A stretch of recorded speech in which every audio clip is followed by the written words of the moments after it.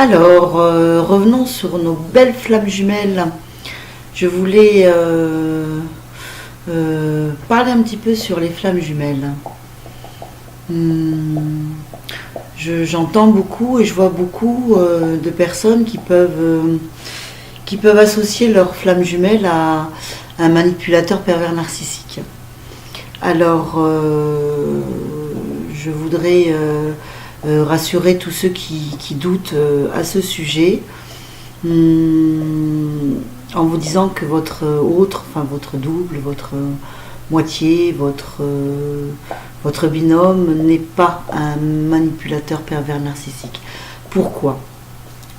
Par rapport à mon expérience, bien sûr, je parle souvent par rapport à moi, ce que j'ai pu constater, bon, j'ai eu la chance, je peux dire ça comme ça, la chance de rencontrer un manipulateur pervers narcissique au sein de ma famille, donc je pense pouvoir les localiser maintenant assez aisément, quoique ils sont durs à décrypter. Donc ce qui se passe avec une relation de binôme, une relation de flamme jumelle, c'est que malgré le chaos apparent, malgré tous les coups qui peuvent être assénés, les mensonges, les trahisons, les abandons, les rejets, les humiliations,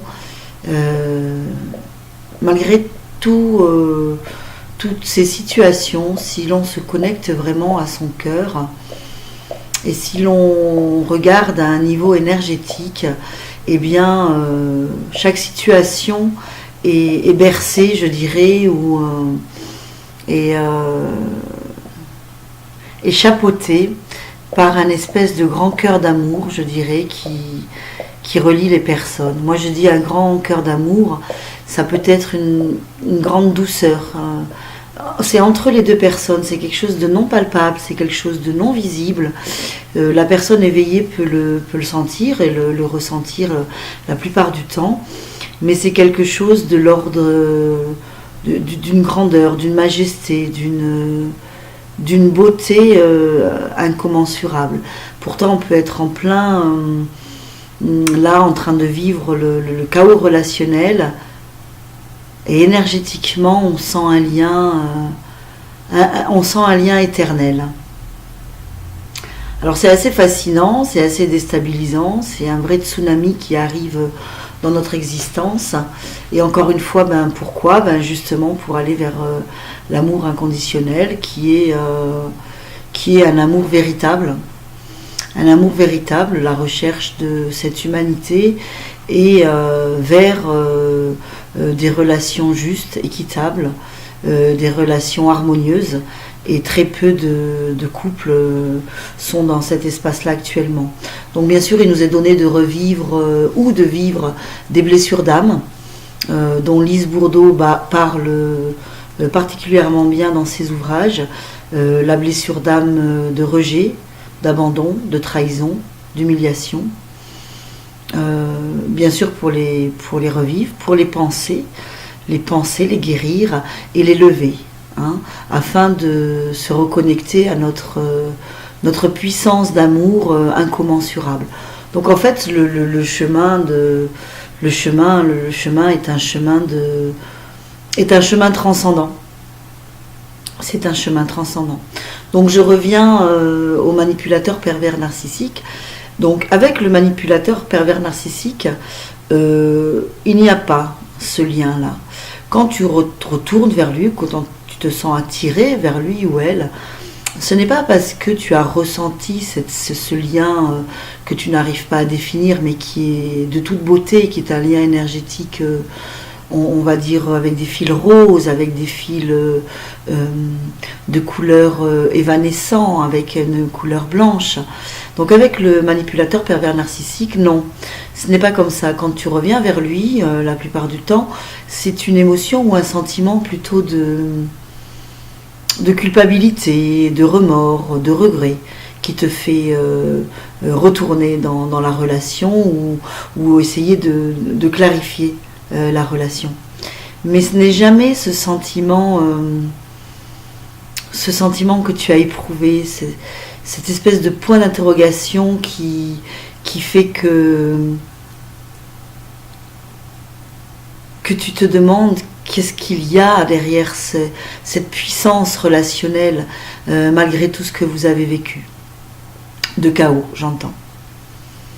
Alors, surtout, bon, je zappe maintenant par rapport aux manipulateurs pervers narcissiques, je pense que ça c'est clair.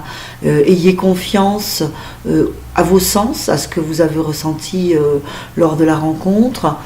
Ayez confiance en tous les signes qu'on appelle les synchronicités, les heures miroirs, les choses rencontrées par terre, sur les plaques d'immatriculation.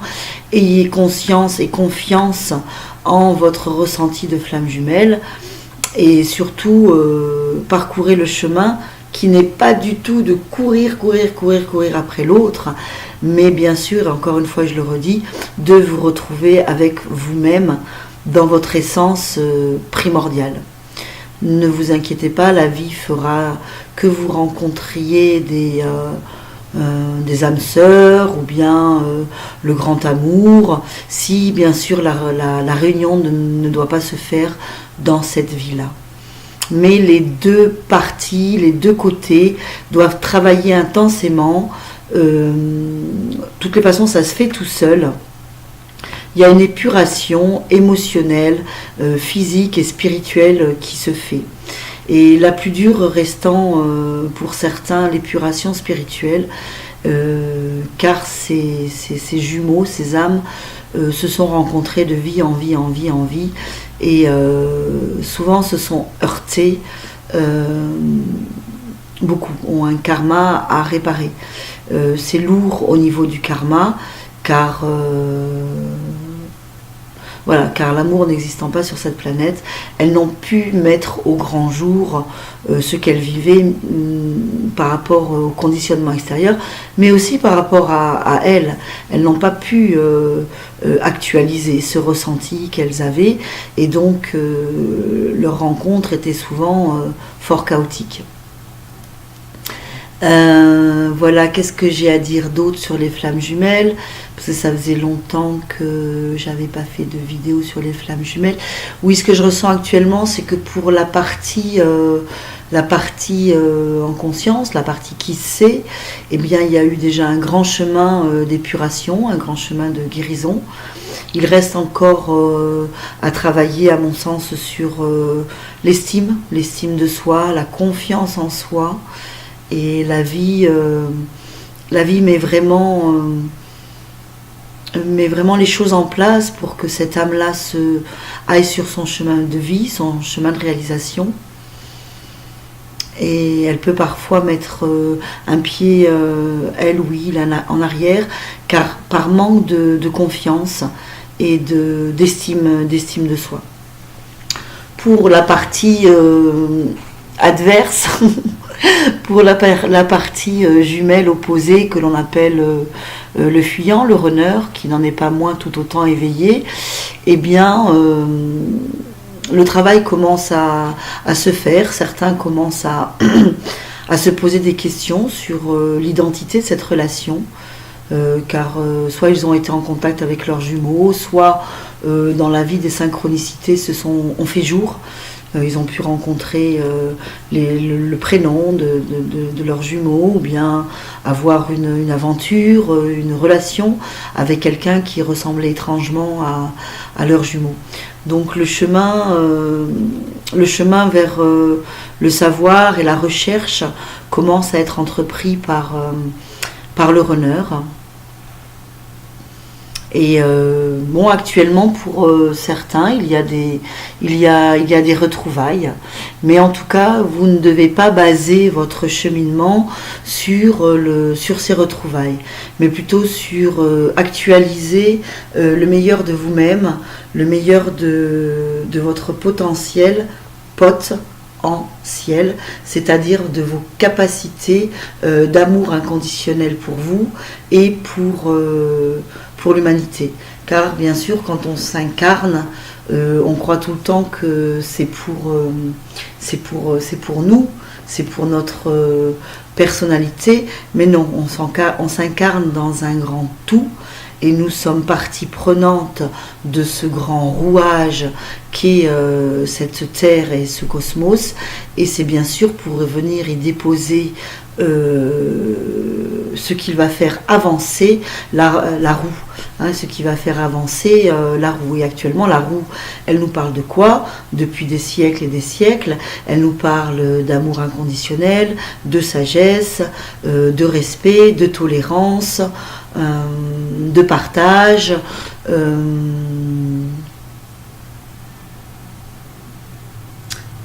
quoi d'autre, toutes les vertus de patience, de sagesse, ça je l'ai déjà dit.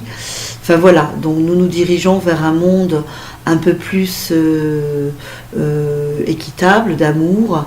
Bien sûr, peut-être que vous ne ressentez pas ça autour de vous, mais comme je le répète, comme je l'ai écrit, sois le changement que tu veux voir advenir sur cette terre. Si tu veux qu'il n'y ait plus de jugement, arrête de juger. Si tu veux qu'il n'y ait plus d'horreur, par exemple, par rapport à ce qui se passe avec les animaux, les abattoirs, arrête de manger de la viande. Si tu ne veux plus qu'il y ait d'enfance maltraitée, renseigne-toi sur les nouvelles façons d'éduquer les enfants et surtout sur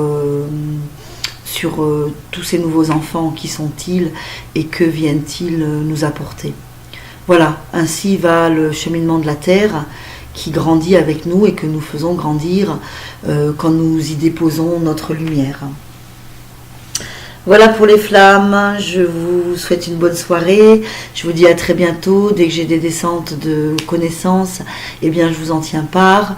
J'aimerais bien mettre en place un tirage de tarot pour vous aider sur le cheminement. Je suis en train de mettre ça en place et je vais continuer aussi la vente de certains ouvrages tout en continuant à faire des vidéos.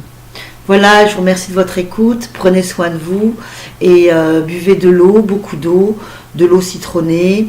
Essayez de changer de nourriture, changer d'habitude et de vous aimer très très fort. Au revoir, je vous aime.